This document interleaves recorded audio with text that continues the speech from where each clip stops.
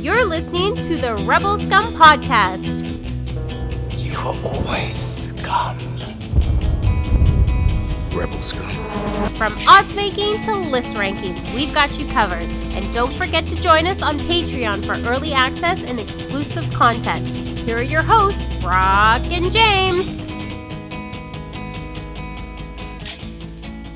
James, update on the Kia Rondo situation. Yeah. They live in my neighborhood because when I first saw it, I took a picture so I would remember it, so I could have that hilarious anecdote from last episode. But so I just happened to be behind another Kia Rondo with a Porygon Borg sticker. Looked at it, same person, live in the same neighborhood. You need to get them on the show. The best of. Imagine that. Like, I wasn't even thinking about it, and I was behind them at a stop sign. Imagine, like, now that I've brought it up, it happens again next week. My God. It could be the woman of my dreams. Don't tell Reham. Welcome to the Rebel Scum podcast. Hold on a second. He does not listen. No, I know how that is. I'm James. He's recently single. Stop the presents. I want to show you this guy. You can't see him. Son of a gun. Of course, the one time my videos are, it is the Baby Yoda Black series. Sorry. The Child Black series. Oh, you've shown it to me. It's not new, right? No, but I haven't shown it here. It's ages 4+. I don't even know if I trust a 4-year-old with something this tiny. I don't have, here it is. So I'll put it next to the Porgs. You make a good point, though. You've been to Chapters, right? Yep. Our local bookstore, Indigo. Yep. It's our Barnes and Noble. Have you ever gotten our Barnes? It's almost identical to Barnes and Noble. Only with less exclusives. Yeah, it's true. Have you ever gotten to the kids section? Or maybe it's not just Chapters, but I feel like I've seen it recently at Chapters. You know how they had those, like, animal toys that were, like, super... Like, they look like the animals, but they're super expensive. They would just be on, like, a rack, and they'd be single, and they're, like, a little tag, and you buy them. You know what I'm talking about? I think so. Anyways, Reham's niece, her birthday is coming up, and she wanted one of these, like, one of those toys, but it was in a box, because it was a whole set, and it was tiny little animals, like, it was rabbits. And she's like, I don't even understand if she has these, but she went to the store and picked out what she wanted. And it's just sort of funny because she's about to turn 3, and it's like, those are too tiny. They're the size of the Yoda child you're talking about. Yes. But they're for gigantic children. Yes. Yeah, exactly. For us. It's so tiny. I just hit my elbow on I hit the funny bone. Ow. It's hilarious. I hit the funny bone. Okay, so I don't know if the discount still applies today, but Rebel 30 on TeePublic. Get anything you want on TeePublic. 30% off. Rebel 30. What? Can't wait. Hold on. I sent you a text. I told you that. Yeah, actually, we've had quite a few number of purchases. So thank you everybody for your support. It really means a lot to us. Hold on. I'll tell you when it ends. If my email works. Okay, here we go. Yep, they said, hey, they're not doing the monthly sale because they're so busy. Their printers just can't take it. So they said, we're going to give you a 30% off code Rebel30, available until the end of the day, Saturday. So this is going up Friday, Brock. So tomorrow, Saturday, end of the day it ends. I don't know what end of the day means. Is it 11:59 Pacific? I don't know. So anyway, you have all day tomorrow. Okay, I'm trying it out right now. Rebel 30. I love TeePublic, but their shirts, they're too expensive. You know what it is too? The shipping now at least they're showing. Yes, but at least they're showing us Canadian prices now. Before it was like, oh, look at that. Oh. Yeah, that's true. It is expensive, but you know what? I went on another site to have a shirt made, and it was like $40 for a tank top. So, TeePublic, where to go? They're good people there. They're good. Rebel 30. Rebel 30, 30. We've been with them for, how long have we been with them now? Ooh, 3 years? at least 2 years, maybe more. No, you know what? Wait, 2017. We had them at Celebration, so over 3 years. That's exactly what I was gonna ask you. We did it. It was like, that's my. There was like 3. They weren't as big as they are now when we were with them. So I like to think that we brought them the prestige that they have now. Prestige, for what? That's what. Sorry, I forgot my chair in the basement, so I'm sitting on this like exercise ball. So my abs are getting a workout doing this podcast. It's fantastic. Well, looking at this with our 30% off, you basically get almost $10 off if you get a regular T-shirt. So that's good. It's Canadian $29.24, and then you take the type off, and then shipping it comes out to $30. So it's like you save on the shipping, pretty much. Yeah, that's not good. Yeah. I mean, not bad. That's pretty good. No. Not bad is what I was trying to say, but I said that's not good because I'm condensing words now that I'm a year older. You see how it is? The older you get, the less time you feel like you have to say whole sentences because I might be dead soon. So I got to get the words out quickly. Star Wars, not much is going on in the world of Star Wars, but I do have a question for you because I saw an article just before we started recording this. Mm-hmm. Do you think Star Wars needs saving? Nope. Do you want to think about that? Nope. Mandalorian. And now on to Hollow News because the show is over. Because it's. I'm just asking because they said I didn't read the article, but it was like, here's how they could save Star Wars. I was like, yeah, right. Does it need saving? And that's why I asked you. They developed a new technology called the volume or whatever. I don't know. Who do you think? I think we talked about this before. Who do you think owns that technology? Disney? Lucasfilm? Everybody? Could be an ILM, but I'm sure it's not. Right. You know. But yeah, like, no, they're fine. They made a fantastic show, and then they also created a cheaper way to make things, to my knowledge. I would assume it's cheaper. No? Would you agree? Yeah, I mean, they only had $10 million for each episode, and you look at the scale of those episodes, and look, you're not going to produce an indie film using the volume just yet. No. But I think if you're doing something on that, I'm curious because Obi-Wan is going to be shot on the volume. I'm guessing Cassian Andor will be shot on the volume. Will Taika Waititi's film use the volume? I'm sure not all of it, but will it use it? Because if you think about it, George Lucas was. I mean, they say this in the gallery. George Lucas this was his goal, was to get to basically this spot. He knew this is where filmmaking was going. Yeah. And I'm curious if they'll go to location because that's. Everyone's got in their head that it's got to be practical. Although I just watched the is it Variety or Vanity Fair those timelines of career that they do on YouTube.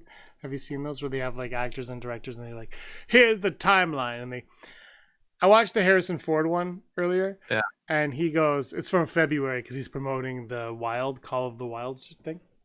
But I was watching it earlier and he said he was talking about green screens versus not green screen. He goes, it doesn't matter. It's acting. It's all just pretending anyway.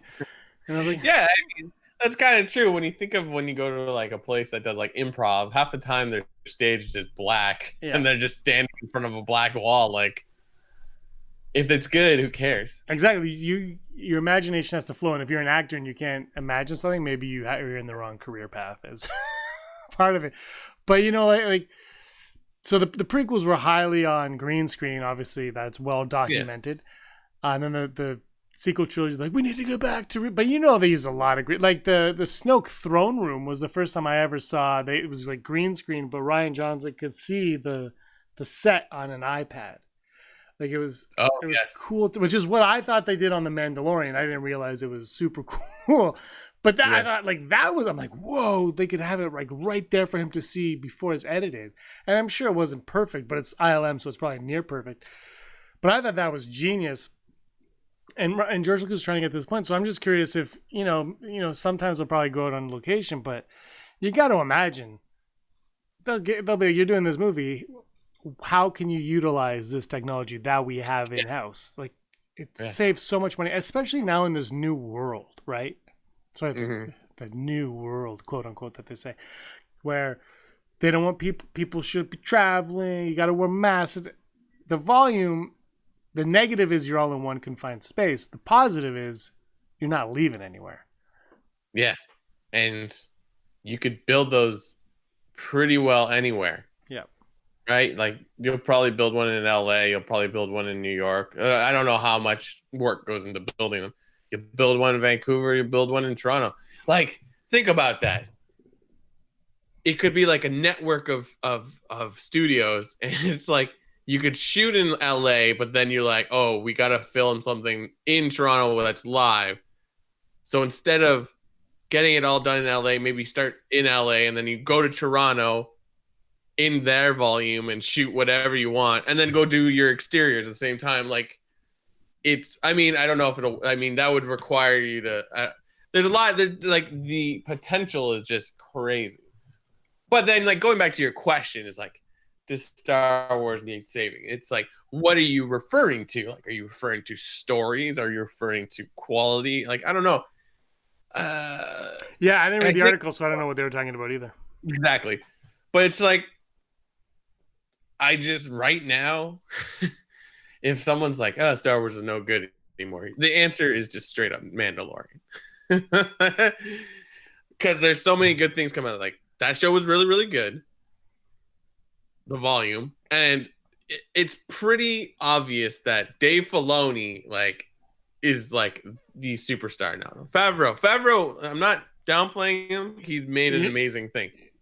But establishing these new guys that will take over, it's just... I feel like Filoni needed Favreau. And vice versa, but I think in the way that, because we've been, every podcast or YouTuber that's talked about Star Wars has talked about Filoni needs to take over Lucasfilm. And it's always been like, but does he have the know-how? He's an animation guy. And like that, and that's not a negative, it's just it's different. And he says how much different it is too. He doesn't know it's completely different. But then you have Favreau who respects Filoni and vice versa. And then like it's like Filoni needed someone like that to help him transition into this world and understand this new world for him.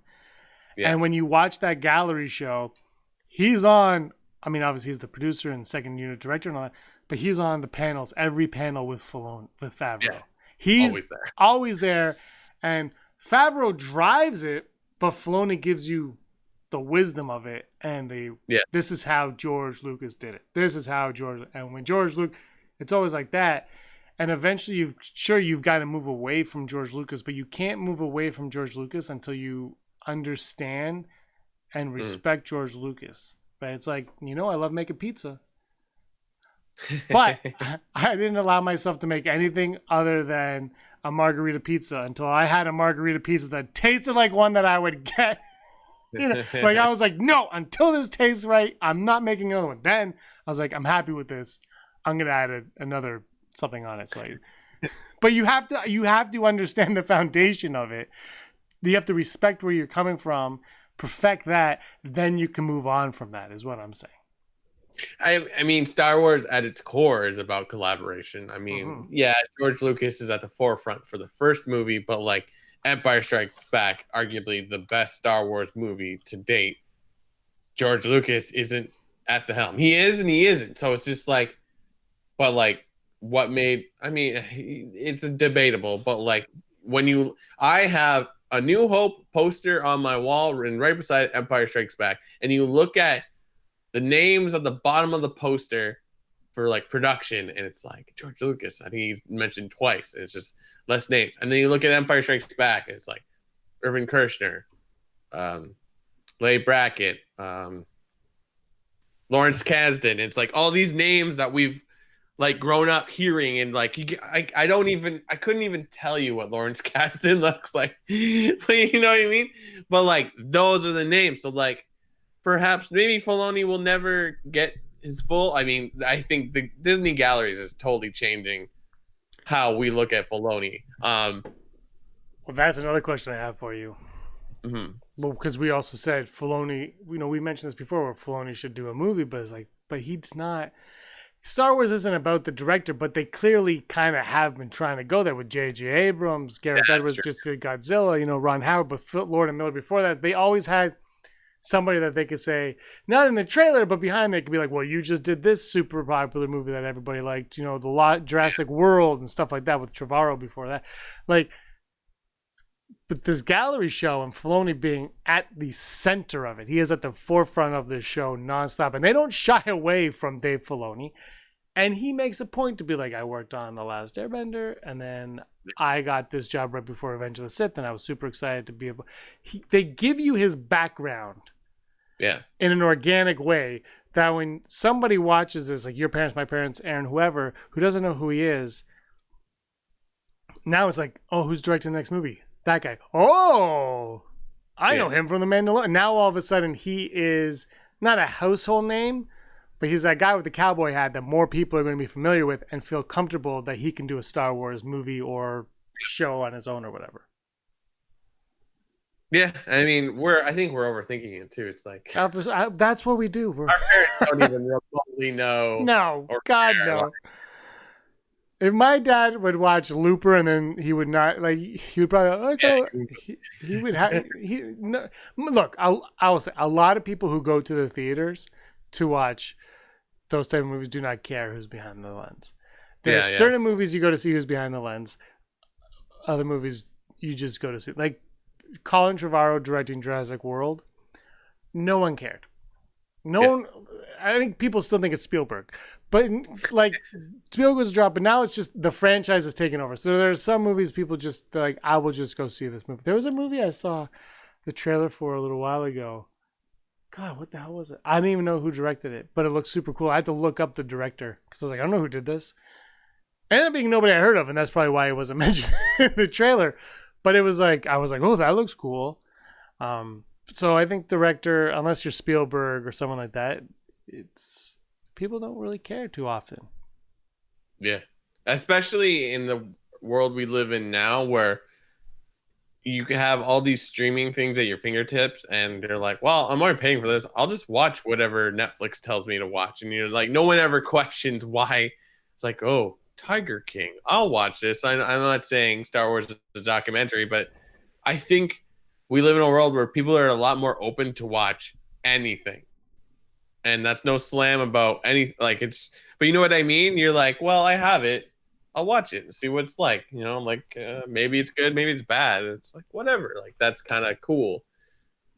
And I always find I watch random things and something of that movie comes up later in real life where it's like, oh, did you watch this movie? Oh, this person's doing this. And you're like, whoa. I don't know. Maybe that's just my personal perspective because I'm like, ooh, I like movies and TV. Yeah, no, that definitely happens. By the way, I just watched Jojo Rabbit. Yeah. Jojo Rabbit. I thoroughly enjoyed it. At first, when it first started, I was like, oh, is this just going to be like a Wes Anderson movie? Like, I got a little bit... It was very Wes Anderson off the top. And then it definitely stopped being Wes Anderson. Like, it definitely stops in a... Not a better or worse way, but in a good way. Like in a, okay, this is its own thing. Because I always get worried when I watch these movies. It's like, yeah, I like this style and that, but it's like, who's telling, like that kind of movie? I want to see the director. You know what I mean? Like I want to see them, and I don't want them to be Wes Anderson. And I thought it was. I really like laughed my buttocks off the entire way through. And then I wanted to cry, but then I wanted to laugh again. I really liked it. It's an interesting movie because it's like it's different in the same like the other movies. You know what I mean? It stands out where it's just like, wow. I don't know. Maybe it's just. I remember Eagle and Shark. It's like you go from the indie movie to this. It's like wow. So I don't know. Yeah, Eagle and Shark's good. I like that one too. Yeah, but yeah, it's just it. I don't know. I thought it was really well done. Like just everything, and the kids. Look, Hollywood. You got to cast the two kids as young Simon Pegg and Nick Frost. Like, but like do like an It style movie where like the kids are in it as much as the adults, so you can like intertwine them, because I want to see them more. Like those two were so good. Actually, everybody I thought was good in it. Sam Rockwell and Ninja Turtles represent. Yeah. Oh man, it's like a movie that you're like, I didn't know I wanted this, but now I know. I wanted to see it in the theater, didn't have a choice, but I wasn't like dying to. I was like, I'm sure it's good because of who made it. Like that was my thing. I'm like, I'm sure it's good. We'll see. And then I told you when things go cheap on iTunes, I'll pick them up if I'm interested. So I picked it up for cheap. Finally got around to watching it. And I was like, ooh, that was good.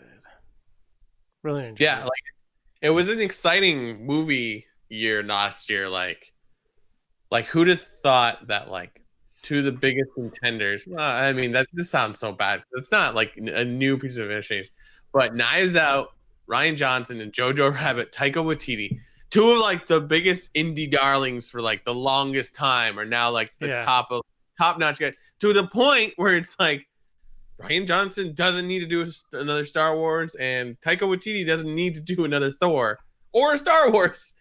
They have carte blanche, quite frankly, and do whatever they want. I know maybe you could argue against it, but like, I don't know, man. No, I agree. I think and both those, I think Knives Out was really good, but it was funnier than I expected. Yeah. It was funnier. It was well made. But Jojo Rabbit, it was, I don't know what maybe it just hit me at the right time, but it just like, I just really, I haven't enjoyed a movie like that in a while. Like the way I was just like right into it. Like honestly, maybe the Grand Budapest Hotel was like, there's just like these kind of movies where I'm just like, I really like that. And I can't explain why to anybody. Like, yeah, it made me laugh, but there was more to it, I thought. It's sort of like this journey of whimsy in a desperate time, right? Yeah. I mean, with Jojo Rabbit for sure, but like, I guess like Grand Budapest Hotel, you're like, oh, it's this kooky guy at a hotel, but then there's a war story going on, and they don't have all these personal freedoms. You're like, deep. But it's like, it's not making light of the serious situation. It's almost exploiting the ridiculousness of of the ignorance of the past in a way. It's like, what the hell is, like, every time they talk about a certain, I was just like dying of, I don't want to give the movie away either because I'm sure nobody's seen it, but like I was dying of laughter. I'm like, this is absurd, but it's somewhat factual. Like that was the thing. It's like, sure, it's over the top and fantastical, but it's like, but this is kind of, I see, like you're bringing a point to it where you're like, that is ridiculous. And I think today and what's going on in society, it might actually be a little bit more relevant than we think. Yeah. It's like, even talking about like good stuff from last year, like Watchmen, the TV series, like, I mean, it's not like there was the Black Lives Matter thing was just something they just realized a month ago. Like for that show to come out last year prior to all this, it's just like, whoa. So it's I haven't seen the show. Oh, it's fantastic. I saw the movie and I've read the comic. Yeah. But it's like, it's again, it's like Taika Waititi's stuff where it's like, it's not about one specific thing. It's multiple things and they meet in the middle somewhere. So it's like, yeah, I mean, are we a Star Wars podcast? Hello. Anyways, like those two guys right there are like technically the future of Star Wars. So I don't think there is a problem. Like it doesn't need saving. No, I don't either. I think, you got Favreau, Filoni, Taika Waititi, who's in the Favreau, Filoni camp. Like, I honestly, I do think though, when you look at directors, Rian Johnson aside, because I think he's earned his place, but anybody else that come in, I think they should do like like any sport now where you have to go through a training camp, which is the Disney Plus series. And honestly, if they're like our two directors to do the next feature are Director X and Deborah Chow, and Director X just won 2 Oscars and blah blah blah, and the biggest movie of all time, I'd be like Deborah Chow, because she's in the family now, and she knows. And if she doesn't want it, that's one thing, but like that's who I would say, because she's earned her place in Star Wars.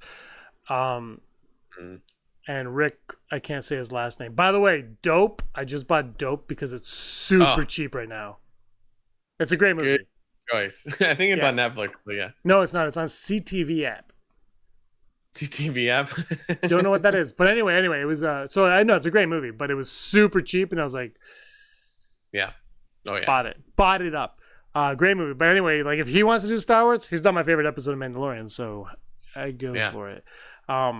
But I honestly think if you've, like Bryce Dallas Howard, and do it, anybody that's done those shows now, I think have earned a place. And Taika Waititi is the first one from TV to cinema now. Yeah, it's exciting. You know, we got a Star Wars game show on YouTube. Like, come on. It's fantastic. It's for kids, but whatever. It's fun. And the book series, even though it got delayed, like, we got High Republic on the rise as well. And it's just, I got some stuff in Holo News about it, so I won't really talk about a lot, but like, there's a lot of good things coming up on the horizon. So I don't know. You know what? I'm excited for Star Wars Squadrons. There, I said it. You know what? I was thinking about that earlier too, because I was saying how I'm not great at the pilot games, those ones. But then I was like, well, by the way, you probably have this in the news, but Episode 1 Racer now available.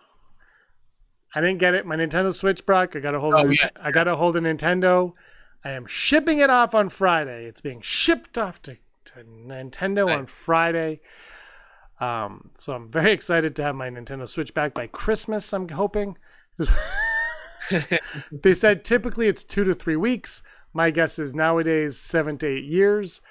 But I'm just excited to get it. Like, at least it's in the process of it, so whatever. But when that comes, like, I've decided I'm not going to get it on PS4 because I have Racer Revenge on there. I'm going to get it on the Switch.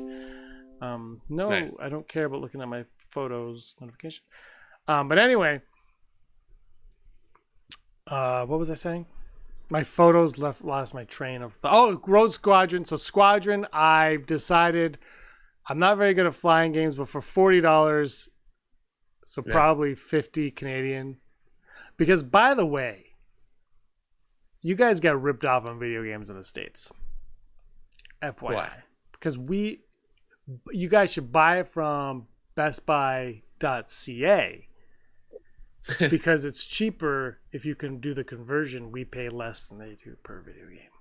Yeah. I hope I just didn't ruin it for us. But if it is $49.99 or even $50, I'll probably swing that. Because it's Star Wars at the end of the day. And as much as I won't be good at it, at least it's not 80. Yeah, for sure. Like, it's a lot to pay for a game that you don't know if you're going to like it. So, yeah. Speaking of refunds, I have sent away my tickets for Celebration, and I'm checking my PayPal. Nope, they have not refunded me yet, but they said up to 30 days. So, yeah, PayPal takes a while. How dare you? First of all, you're not a real fan. You're not a true fan. I thought about like not refunding all the tickets, but look, Canada, the exchange is like, yeah, I know. You pay this much in American, it's actually this in Canadian. I'm like, come back. Bring it in. Me. And I was talking to Andrew. It was like 2 years, man. Think about 3 years ago in Orlando. How much has everything changed since? I had a different job, I lived somewhere else. Like, you were single. It was this time last year that we bought the tickets. June 21st. Because it was right roughly on our birthday. Now we're refunding a year later. It bothers me to buy a ticket that early out, but that we kind of had to, right? Yeah, I do. It's sold out. Like, yeah. So. I wasn't happy with that. I still think something fishy was going on, but whatever. That's good. I'll be refunding mine soon, probably. It's unfortunate we can't go this year, but I think you and I, and maybe Andrew, whatever, should plan when things clear up. Sorry, text message from her. When things clear up, we need to do a road trip to the United States of America. Oh yeah. When it clears up, because right now, Florida, California, I'm looking at you. What Florida? Get your crap together. I love you. Your weather's great. Your beaches are wonderful. But oh my God, put on a mask and stay inside. Yeah. I can't take it. I can't take it. This is keeping us from Target. Seriously. I had Dunkin' Donuts on my birthday and I was like, I'm going to run out of this. I mean, I have like 4 or 5 or 6 bags left, but I was like, I had to call our friend from Brick City Blockade, Robin Vogt. I'm like, dude, I might need you to ship me some Dunkin' Donuts coffee. You get that ready. Because I was like, I can't handle this anymore. I can't take it. You gotta. So Florida, California, it's real. By the way, I just had a guy on my street told me it was a hoax. Ah, yes, a hoax. Yeah, it was a hoax. Yeah.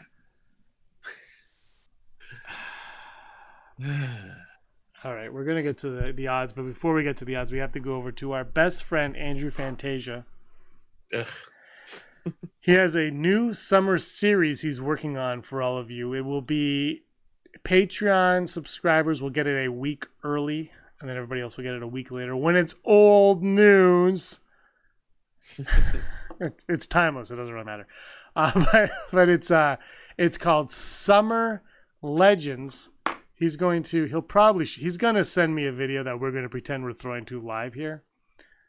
Did I just ruin? Hold on. You always ruin it. Like this is so you can't see this, but this is what he said. This is what it's going to look like. So everybody watch, you can see it. That's the thumbnail that he's making for it, or Summer of Legends. It's called. Sorry, not Summer Legends. Summer of Legends. And it looks like Tropic games for the NES. It looks like but anyway, so he's working on that. So he's gonna give us a little rundown of what this is. So you want to go over to Andrew Fantasia?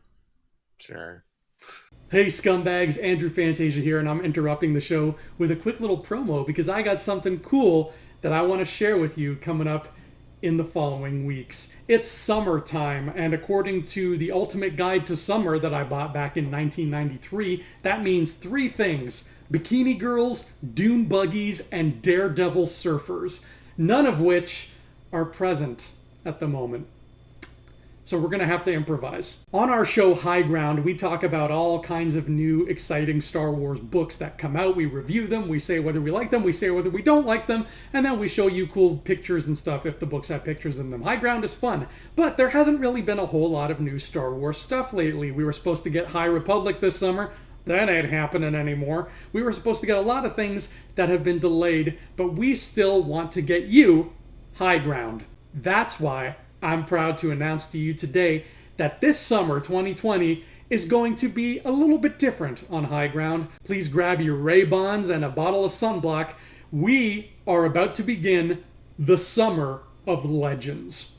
That's right, I have a handful of Legends books. James and Brock have handfuls of Legends books. We are going to dive back into the old archives, look at those Legends books, and talk about them with all of you. Did we love them? Did we hate them? Are we upset because Finn isn't in them? I don't know, but we'll talk to you about it. Each and every Legends book I own is making the list, so that's about 20 to 30 books right there. Brock and James have their own. The Summer of Legends is going to be stacked. I can't wait for you to see what we have in store. So join us on the beach or pull up a seat at the swim-up bar. You can smell the coconut in the air. Summer of Legends begins in the next coming weeks. Back to you, gentlemen.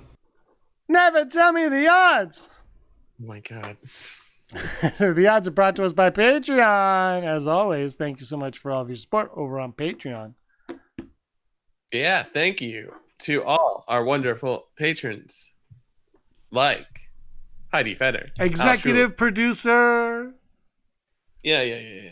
Barry Brophy, Dennis Allen, Mary Chris Naton, Jeff Wilson, Phil Stanford, Janet Rubio, Rachel Alford, Austin Scher, Scott D, Andy Higgins, Josh Price, Mason Hope, Matt W, Rez, Rural Farm Boy, Frank Perkins, Sooner Thrawn, Neil Lowry, D Raven Spencer, Gleek Play 1, Automated Joy, Disney Desi, Charlotte, Kayla Davis, Aaron Quinton, Jared Cocaine, Girls with Sabers, who, by the way, have revamped their logo. Oh, really? It is spectacular. But now they don't have sabers in their logo, they have pens. So are they girls with pens? I'm going to talk to them. But I did talk to them. But it's actually, it's really cool. It's gold and black. It looks slick. Nice. And Josh over at the Den of Nerds, who I think is leaving Patreon, by the way. Why? He's Josh. He's probably got a deal with AMC Television.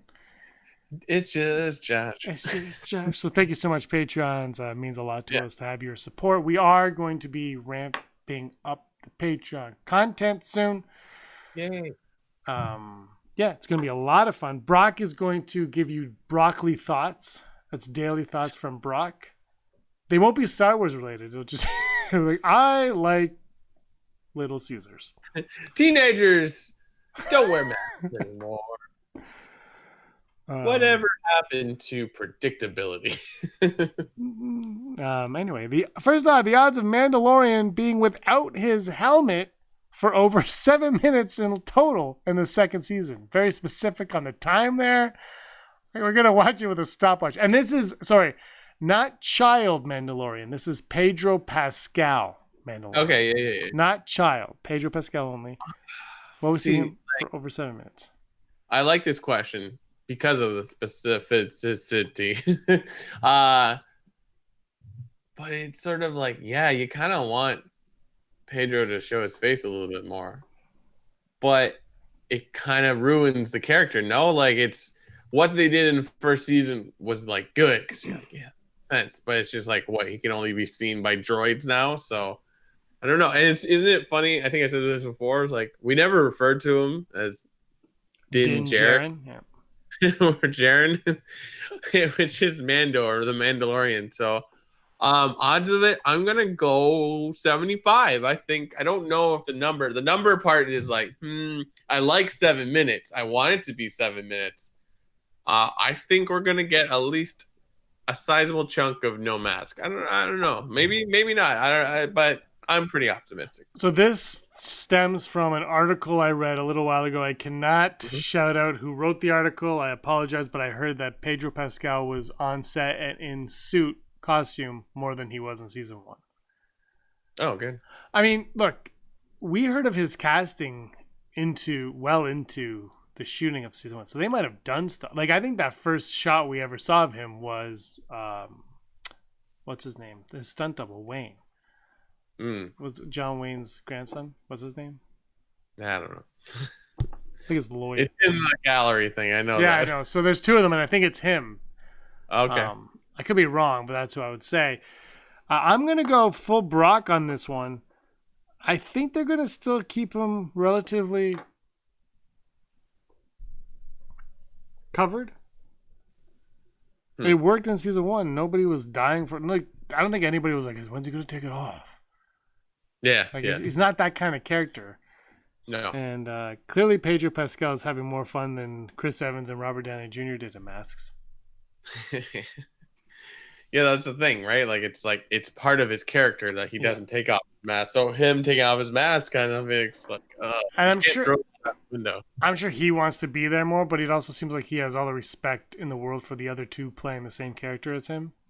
Yeah. So, and he gets to talk into a pillow. Next up, the odds of Mark Hamill having a cameo in every single Star Wars going forward from this point on. Yeah, 99.9%. I don't know. Like, I can't see why he wouldn't. He'd be like Stan Lee. Though, like, Stan Lee created these characters. Mark Hamill's just a guy that was he was the main character. But he's a voice actor, which helps him. Yeah, oh, for sure. I'm not downplaying. You know what I mean? Like, he's perfect to, like, it's not even, like, we're not talking see his face. He just voices something, or maybe he's in a costume or whatever. Like, John Ratzenberger. Quite frankly, I wouldn't see why they wouldn't put as many of the, like, other characters. Like, I'm sure actors love dropping in on a movie to be like, yeah. So.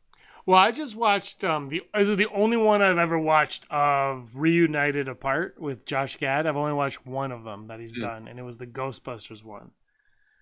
Oh. And it was pretty good. There's a part where he talks about Annie Potts, about the character. She goes, well, I was in New York, and she goes, I wanted to just visit the set one day. So I visited the set, and Ivan Reitman said, oh, come, you're going to be in this scene. And she goes, I didn't have my wardrobe or anything. So she grabbed like somebody from the crew's glasses and threw them on. And she goes, from there on, I was screwed. I had to wear these stupid glasses that I couldn't see out of. So I think people, when they sense something, that they're part of something, want to be there. Like Warwick Davis in The Phantom Menace, Ray Park in The Phantom Menace.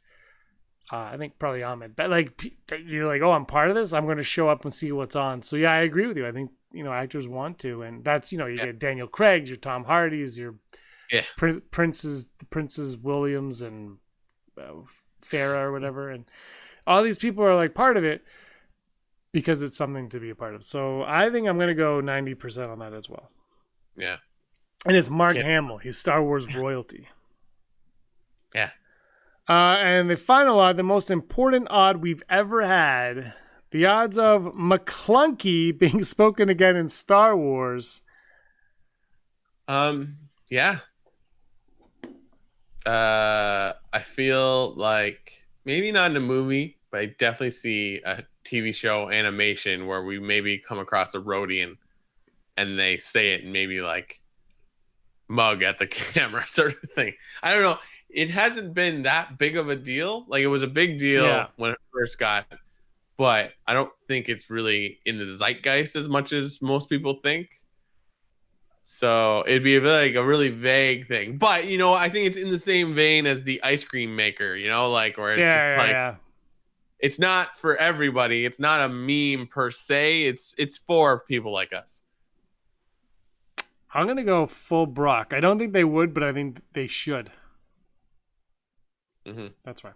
All right, Hollow News. Hollow News. Hollow News. Da da da da da. Hollow News. Is Rehan there? No. Because last time, Hollow News. Da da da da da. Hollow inside joke. Da da da da da da da da da da da. Just trying to remember where I put Hollow News. Okay, good. I wrote it on my phone this time. As I was saying earlier, Hollow News, the news you need to know right now. As I was saying earlier, High Republic is on the horizon. Right now, you can go over to IGN and check out the first chapter of Light of the Jedi, and it sort of gives you a breakdown of what happens. The story revolves on an unprecedented disaster the Republic suddenly finds its expansion programs dealing with. A passenger cargo freighter called the Legacy Run, attempting to avoid debris in a hyperspace lane, breaks up while still at light speed. Not only is everyone on board, mostly migrants venturing out the frontier to start new lives, seemingly killed, the broken up wreckage of the Legacy Run begins to shunt out of light speed and into normal space, becoming screaming projectiles of mass destruction that can hit anywhere from the core worlds to the outer rim. Charles Soule says, like, this is what a lot of the series is going to revolve around. This moment of crisis, the Republic turns to the Guardians of the Peace and Justice, the Jedi. And apparently it's going to be a lot more. We're going to see Jedi in different forms. There's no war. It's more, these are the Peacekeeper Jedi we always talk about. Don't think I had it here, but like we're going to come across a lot of different Jedi. So it's very, very exciting. If you want to read more, check out IGN. Just search High Republic, and I'm sure you'll get the first chapter. And if you're like, I need some Star Wars now, well, guess what? New action figures are coming out, Black Series. They are continuing the Empire Strikes Back 40th anniversary Black Series. Most of them are stuff that already exists before. Darth Vader and the new the Empire. I believe it's sort of like what he looked like on Bespin. Luke Skywalker from Dagobah, Boba Fett, Chewbacca, an Imperial Stormtrooper, and a Hoth Rebel Trooper. There's no release day yet, but that is the next series coming out for the 40th Empire Strikes Back anniversary. And if you're like, I really need something special, go over to eBay. The holy grail of Star Wars collectibles, the Boba Fett prototype with the rocket that fires out, and I think was a choking hazard, is now on sale on eBay for a whopping $225,000. I believe it's also not. It's one of the. It might have been. Yeah, it's the prototype. I'm trying to find the words. Like, what is it? Not replica, but the prototype for it. So it's not painted that the way it comes. So very, very, very rare. If you got that money, go get yourself some Boba Fett. And as James mentioned before, it's finally happened. Star Wars Episode 1 Racer is now available on PS4 and Nintendo Switch. Go check it out. Currently, I think they're on both platforms. It is $14.99, maybe US dollars. So 20. I don't know. James, did you look up what the price was? And $19.99 Canadian. Perfect. Oh, 18.98 on the Switch, $19.99 on the PS4. Perfection. Under $20. Go get yourself some nostalgia for the Phantom Menace. And this has been your Holo News. Holo News. That's my singing. I don't know. Is that a problem? Is that a problem? Anybody got a problem? Most people ignore me. That's why people who just watch us on mute. We are what we are. All right, ready for top 5. Today's top 5. Top 5 actors we would like to see return to the Star Wars universe. Brock, did you give this one a lot of thought, or were you like, I already know? No, I think I got them like right off the bat. Interesting. Who's your number 5? My number 5, it's just low because we know it's going to happen anyways. Warwick Davis. He always needs to come back. See, I don't have Warwick Davis because he's, for me, a given. He's an absolute. Yeah, so he's not on mine. But respect. My number 5 is Donald Glover. Oof. Because I'm like, give me more young Orlando. Let's do it. So Donald Glover is my number 4. What was your number 5? Number 5 is Donald Glover. Oh, I thought you said number 4. I did. My number 4 is a little actor. I'll just go to my number 4. It's Woody Harrelson. Yeah, he was awesome. He was awesome, and he's dead. Spoiler. Prequel. Star Wars has done prequels in the past. Don't tell me it can't be done now. After Rise of Skywalker, nobody stays dead. I don't know what you're referring to. my number 4 is Mark Hamill, because, like, come on. He's going to be in it. Once again, he's not on my list because I think that's a given for me. So my number 3 should be my number 1. Joel Edgerton. Nice, Uncle Owen. Uncle Owen should hang out with Woody Harrelson and young Obi-Wan Kenobi, and they should all hang out. And that's my pitch. That's it, eh? That's it. I don't care what they're doing. My number 3 is going to be, because I don't think it's going to happen, but I kind of want it to happen. Daisy Ridley. Bring back Rey. Like, this is my next 3 are like, come back as the character you played. Not like, oh, I wore a mustache and I was in the back. Well, that's why my number 1 is John Ratzenberg. So just, I'm joking. It's not. Well, if you want Oscar Isaac back, he'll do it when he needs a new house. Apparently, it's what he said. What? What'd you say? He said on an interview, they asked him if he'd do another Star Wars. He says he thinks he's done, but he would do it again if he needed another house. My number 2, the greatest actor to grace Star Wars. He's been in 3 Star Wars movies so far. I think a 4th one is what is needed.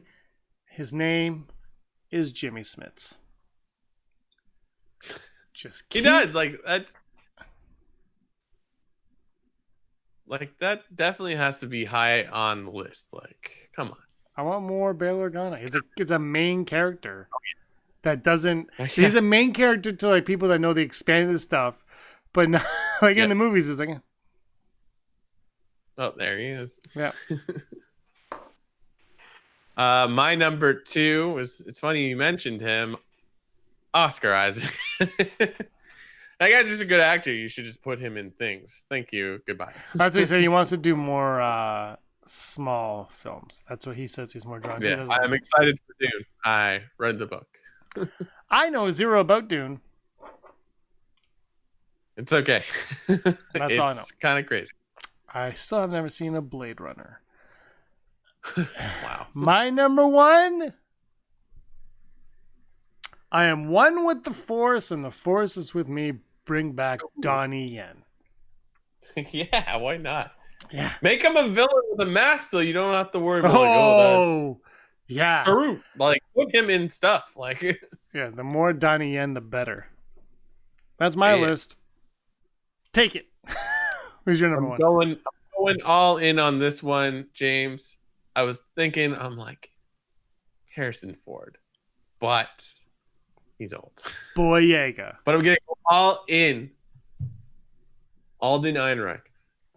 Put him in something. Put him in like Wow. TV show, movie, I don't care. Put him in. Give him Han Solo again. He did a good job. Was it his fault that they fired a director and then the whole story completely changed? I think he delivered a very decent Han Solo and deserves a second chance. Not a second chance. He has a second movie to just do what he does. It's not like he's on The Bachelor. I deserve a second chance at love. Everyone deserves a second chance. That's my impression of the Bachelorette. All the guys that are on the Bachelor shows. I deserve the second chance of love. I deserve it. You're like, have you noticed on these reality shows about love, everyone is obsessed with love? Oh, yeah. It's like, what is wrong with you? It's just love. It'll come to you. Chill. I deserve it. It's been so long. I can't let my guard down. Shut up. You're on a TV show. You're totally. I don't know how to let my guard down. By being a human being, just be a human being. I can't. It's always the same. Then they cry. Unless you're Big Ed from 90 Day Fiancé. Oh, Before the 90 days. 90 Day Fiancé is a whole other echelon of reality. But Pillow Talk had Camille on it. Nanjiani on it. Yeah, I can't say his name right now. But he was on it. And I was like, what is happening? Like, what episode? It's just, they're like, look who's here. I was like, all right. And he's just on like a bed eating popcorn, talking about the show. Because that's what Pillow Talk is. They eat food and they talk about the show in bed. And they make fun of people on the show. And now they have a new one where the people on the show watch that version of the show. So they strike back it's called Strike Back, obviously, oddly enough. Oh my God. I know. And I'm like, and now there's COVID. So you know it costs 50 cents to make. Because they're like, just record on your phone. I think they send them like cameras and stuff. Like it's really funny. But so. It's like when Macaulay Culkin wore a shirt of Ryan Gosling. Yes. Ryan Gosling wore a shirt of Macaulay Culkin wearing a shirt of Ryan Gosling. Exactly. It's meta. It's meta to the T. I got something just fell. It's meta, bro. Yeah. Meta. All right, that's our show. Okay, goodbye. Andrew hasn't sent me his video yet, so. I mean, yeah, you already watched it. All right, this was a lot of fun, Brock. 174 episodes of this nonsense. Today we didn't even talk about Star Wars because why bother? Why bother? We talked about Star Wars. Look, I got DJ and Ray. Of what? Funko Pop DJ. Oh, you can't see this, right? Oh. Funko Pop DJ and Ray. These ones are the mystery box DJ and Ray. Oh, yeah. And Baby Yoda. All right, everybody. This has been the 174th episode of the Replica Podcast. You can listen to us on iHeartRadio, Apple Music, Apple Spotify, Google Play, iHeartRadio, all the places where you get the podcasting things going on. And also, you can watch us here on YouTube, and you can support us on Patreon, patreon.com/Rebel Scum Podcast. Lots of cool new content going out. And Brock, we're going to do our own Rebel Scum Podcast celebration, since Celebration's canceled. We'll do like 3 days non-stop recording. Just a disaster. Like an hour into it would be a disaster. I don't want to go on. What are we talking about? Star Wars. But we'll do that. That will be a lot of fun. Yeah. Anyway, I'm James. He's Brock. Check your Wi-Fi, and you were always scum. Rebel Scum. Hey scumbags, thanks for watching. Don't forget to give us a thumbs up on our video. As always, please subscribe to our YouTube channel, Rebel Scum Podcast, for all the latest videos.